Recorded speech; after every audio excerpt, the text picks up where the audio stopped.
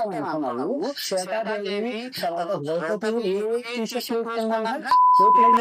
వీడియోలో ఎవరికి సపోర్ట్ చేస్తూ మాట్లాడట్లేదు, జస్ట్ నా పాయింట్ ఆఫ్ వ్యూ మాత్రమే చెప్తున్నా.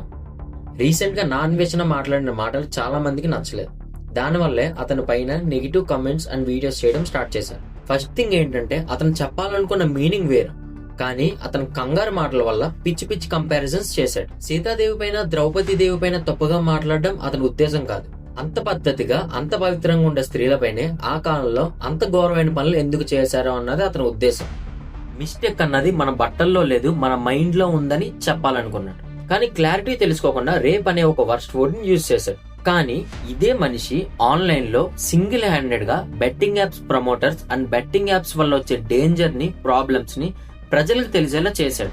దాని వల్లే ఈ రోజుకి ఒక్క ఆన్లైన్ ఇన్ఫ్లుయెన్సర్ కూడా బెట్టింగ్ యాప్స్ ని ప్రమోట్ చేస్తూ మన ఫీడ్ లో కనిపించట్లేదు. కానీ జనాలు ఇదంతా మర్చిపోయారు, ఎందుకంటే అతను మాట్లాడిన మాటల వల్ల. ఒకప్పుడు నిన్నే దేవుడు అన్నారు, కానీ ఇప్పుడు నీ డౌన్ఫాల్ స్టార్ట్ అయింది అంటున్నారు. బేసిక్ గా మనం ఏ పొజిషన్ లో ఉన్నామన్నది ముఖ్యం కాదు, మనం మాట్లాడే మాటే ముఖ్యం. దానివల్లే ఏ సిచ్యువేషన్ అయినా మనకి యాంటీగా గానీ, మనకి నచ్చేలా గానీ ట్రిగర్ అవుతుంది. ఎవరైనా సరే మాట్లాడే ముందు ఒక్కసారి ఆలోచించి ఫ్యూచర్ కాన్సిక్వెన్సెస్ ని థింక్ చేసి మాట్లాడితే మంచిది.